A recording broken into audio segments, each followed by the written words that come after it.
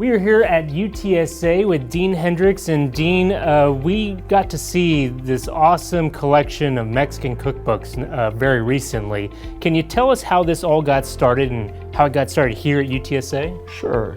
So we had a donor before my time here that was a librarian at the San Antonio Public Library, and she had traveled around Mexico and had collected many rare manuscript cookbooks.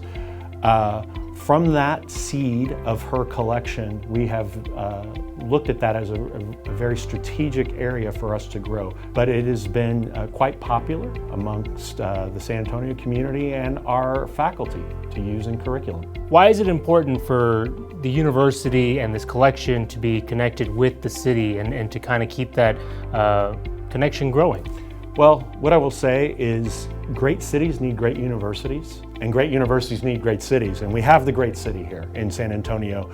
And I'm a native San Antonian and came back after 27 years of being away, and seeing the San Antonio own its identity as a bicultural city has been very heartening.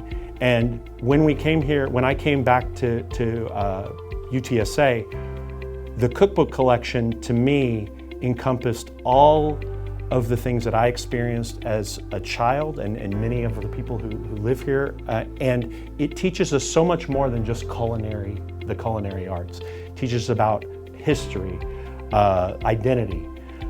It teaches about social histories. And we believe that this helps with civic pride.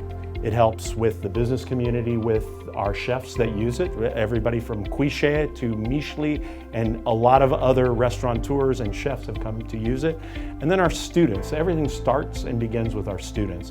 Our students get to see their culture in the academy. And often that hasn't happened, and we believe that representation is so important for this city and for us as UTSA, as a growing university, as we grow with San Antonio into the next phase of being really the 21st century American city.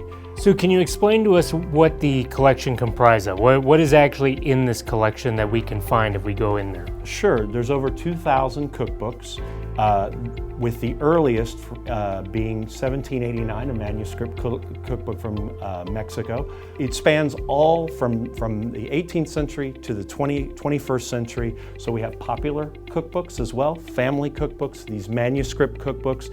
And then of special note are what we might call the most important chefs in Mexico. So we have the Diana Kennedy collection, who was considered the Julia Child of Mexico. We have the Josefina Velázquez de León collection, where Josefina was the first Mexican chef to bring regional cuisine to the masses in Mexico. I know you touched on this a little bit already, but why is preserving the past important to UTSA? Well, I think preserving the past of this region, which hasn't always been fulsomely documented as other pieces of American history, because of where we sit geographically and demographically. I think similar to a Howard University in DC or Emory in Atlanta for Black Americans, I think there's not really a library that have taken that torch and run with it.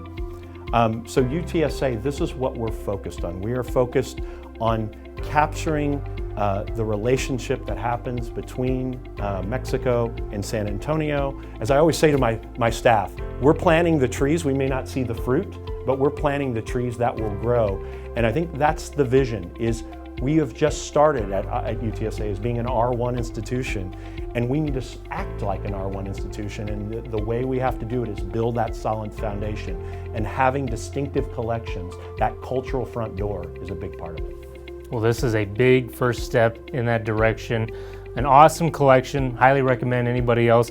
When can people visit this collection, or how can they visit this collection? You can visit anytime. You can get a hold of us at library@utsa.edu and make an appointment. And you can visit the collection during our normal business hours, and we'd be happy to have you. And we have more than just cookbooks. We have a Western collection, the Sons of the Republic of Texas. We have, like I said, the Mexican American culture collection. So there's a lot to see, and we welcome anybody to come, and we're open to the community. Awesome. Well, Dean, I appreciate your time, and Thank you, thank you so John. much. At Mission Park and Mission Park Cares, we'd like to bring you more programming each and every week. Yes, just subscribe here or catch us every Sunday morning on Fox 29. And remember, at Mission Park, it's our mission to care.